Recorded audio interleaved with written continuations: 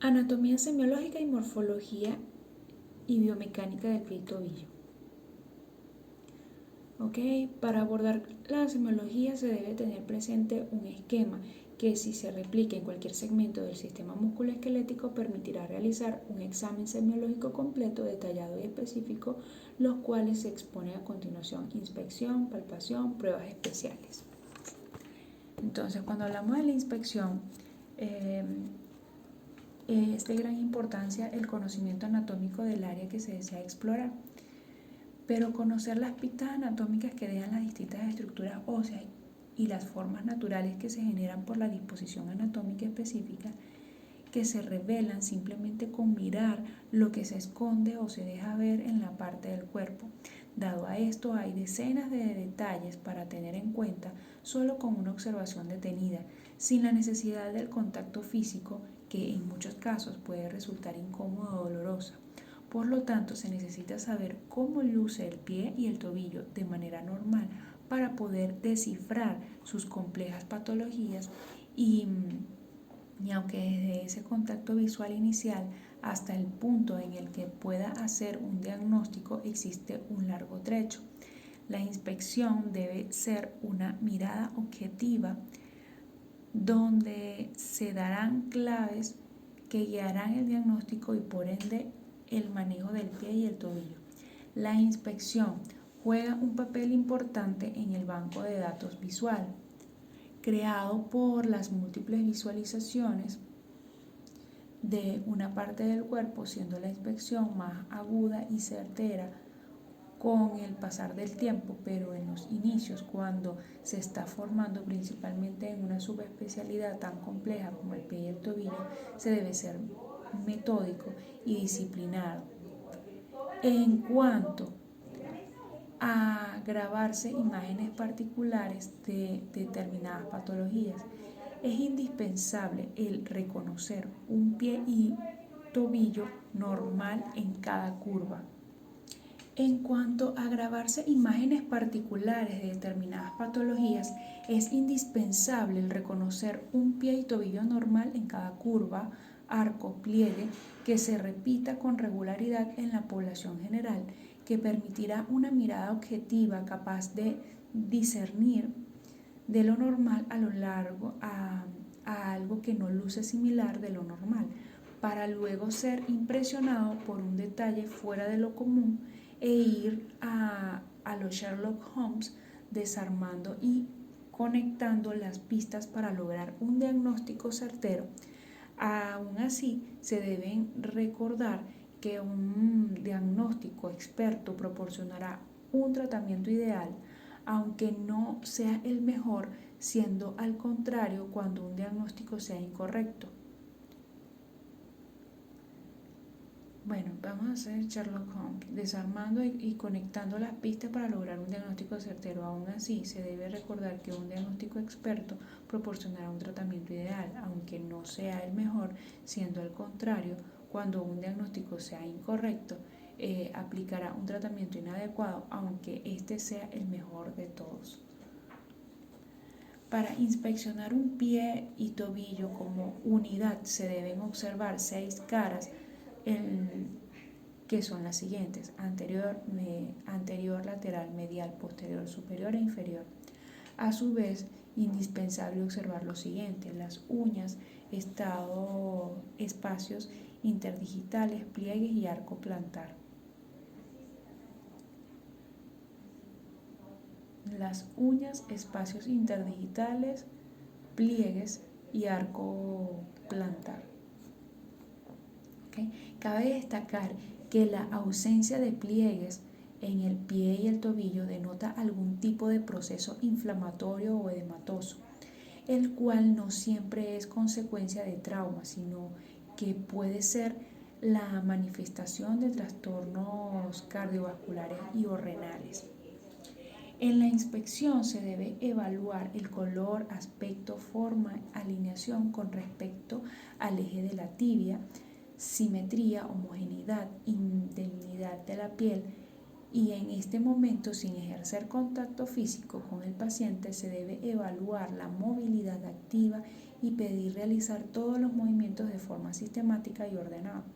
En este momento se recopila más de la mitad de la información que obtendremos con el examen físico. Entonces, en la inspección se debe evaluar el color, aspecto, forma, alineación con respecto al eje de la tibia,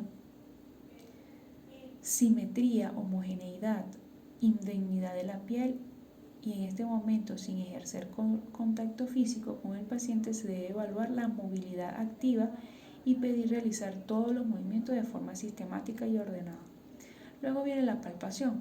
Para este momento semiológico se tomarán detalles como la temperatura, textura, consistencia, presencia de masas y o tumoraciones, irregularidades al tacto, sensibilidad de la piel, muy importante en el pie.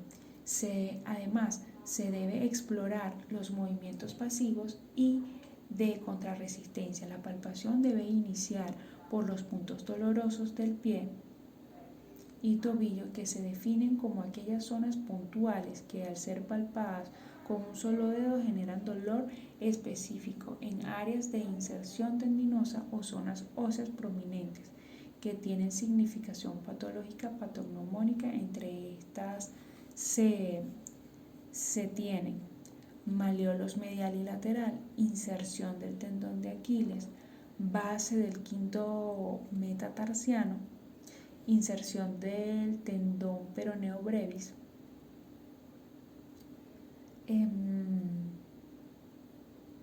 cabeza de los metatarsianos, articulación metatarsofalángica del hallux,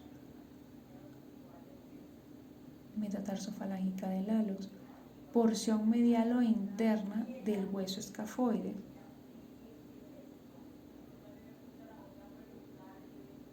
o navicular, inserción del tibial posterior. La palpación debe ser dirigida, específica y con sentido, por lo cual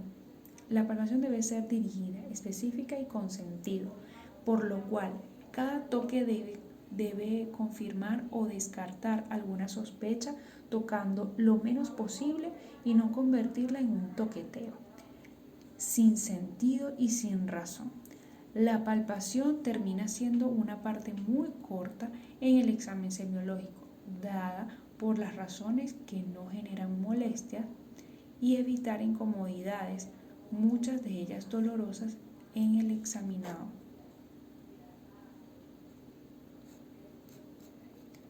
Algunas condiciones que deben estar presentes en el explorador al momento de realizar la palpación del pie y el tobillo son las siguientes: las manos limpias. El explorador debe lavarse las manos con agua y jabón antiséptico antes y después del contacto.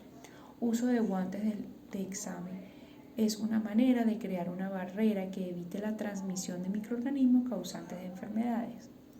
Temperatura de las manos.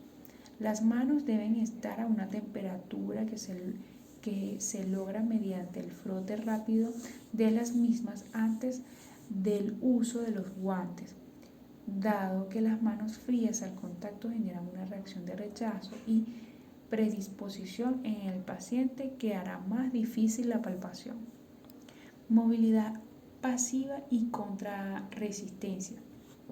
Entre las funciones del aparato locomotor se encuentra el soporte, la movilidad y el desplazamiento en el espacio físico, por lo cual la evaluación semiológica de la movilidad del pie y el tobillo resultará de gran importancia, donde no se debe omitir o diferirse durante el examen físico, ya que evaluando la movilidad aportará gran cantidad de información, permitiendo el diagnóstico diferencial entre las distintas patologías del pie y tobillo, dado a que existen centenares de combinaciones y cada una se refiere a un grupo de patologías específicas. Por ejemplo, un paciente que tiene dolor en el dorso del pie sin afección en los rangos de movilidad, a un paciente con dolor en el pie pero con limitación activa para la dorsiflexión del segundo dedo del pie.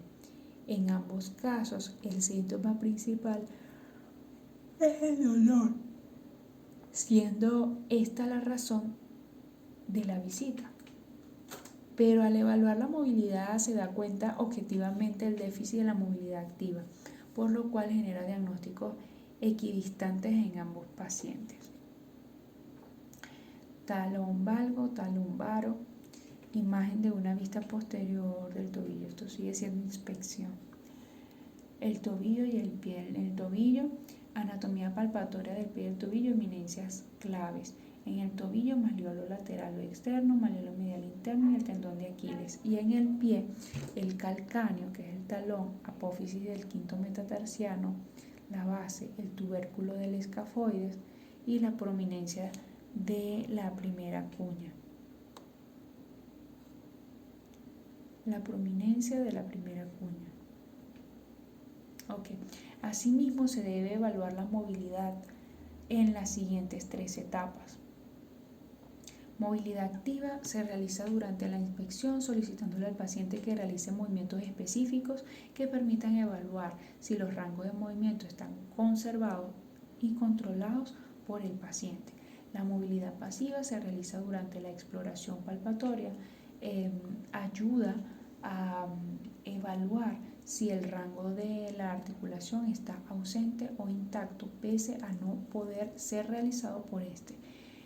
Por ejemplo, un paciente con una ruptura tendinosa no tendrá la capacidad de mover la articulación de forma activa por sí mismo, pero el explorador podrá realizar el movimiento sin ningún impedimento de la articulación. Otro ejemplo, en casos de artrosis o anquilosis muy frecuentes en las patologías metacarpofalángicas, en especial del hallux, el paciente es incapaz de mover activamente la articulación, pero el explorador tampoco podrá mover la articulación pasivamente. En este caso se hablará de una articulación limitada o bloqueada. Movilidad contra resistencia es aquella que se realiza en contra de una fuerza aplicada por el explorador y sirve para obtener información sobre la fuerza muscular. Entonces, se diferenciarían los movimientos articulares en 3 tipos: las articulaciones que el paciente puede mover por sí mismo, la activa; las que no puede mover por sí mismo y necesitan que el explorador las mueva por ellos, pasiva; y las articulaciones en las cuales el explorador se opone al movimiento contra resistencia para evaluar la fuerza. Evaluación del pie y tobillo y pierna como conjunto.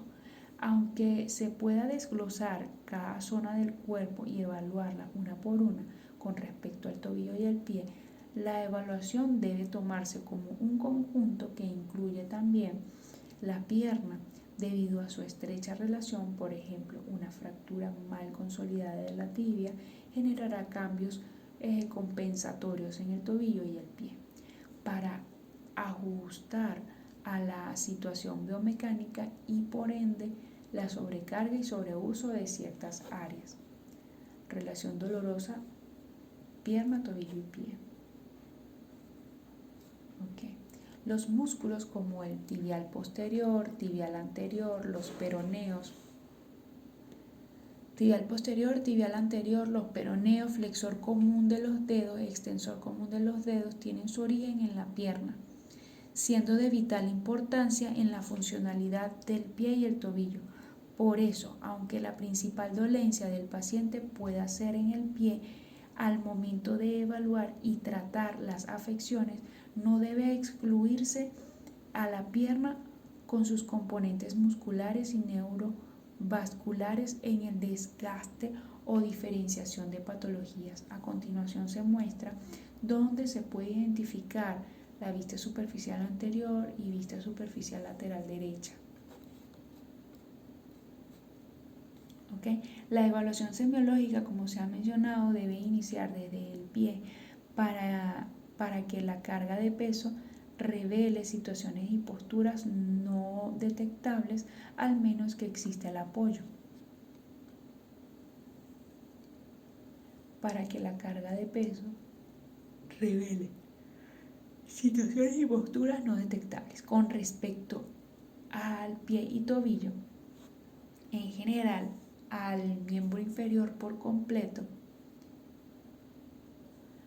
un signo para tener en cuenta debe ser la primera información que se obtiene, y es si el paciente puede apoyar o no sobre el miembro afectado, dado a que esa simple pero valiosa información abre una brecha entre los grupos de patologías para ir resolviendo el acertijo que, de acuerdo con la habilidad de indagar, irá revelando pistas para completar el rompecabezas de esta compleja área del cuerpo. ¿Okay? Aquí tenemos la última página en donde vemos la anatomía de los músculos de la pierna y los tendones extrínsecos del pie. ¿Okay? Una visión anterior superficial y una visión lateral superficial. En la visión anterior superficial podemos ver el cuádriceps, el tendón del cuádriceps, el tracto iliotibial, el bíceps femoral, la patela, la cabeza del peroné, el ligamento patelar, la tibia, vemos el tibial anterior, el gastrocnemio, el peroneo lateral largo, el sóleo,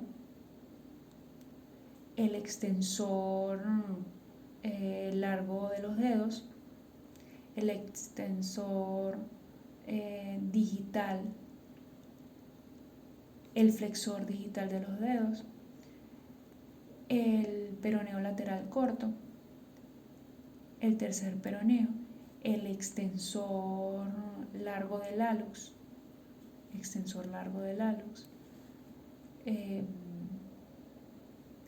el peroné, el extensor corto del hallux, el extensor digital corto y los metatarsianos. ¿Okay? En una vista lateral vemos el cuádriceps, vemos el tendón del cuádriceps, vemos el tracto iliotibial, vemos el bíceps femoral, vemos la patela, el plantaris, músculo plantar, la cabeza del peroné, el ligamento patelar, vemos el tibial anterior, una vista lateral, el tibial anterior, los gastrocnemios, el peroneo lateral largo, el sóleo, el extensor largo de los dedos, el flexor digital de los dedos, el peroneo lateral corto, el tercer peroneo, el extensor largo del hallux, el tendón de Aquiles, el tendón calcáneo, el peroné, y también vemos lo que son el extensor digital corto y los metatarsianos. Y el metatarsiano se ve. También vemos superior, el extensor retináculo superior y el extensor retináculo inferior.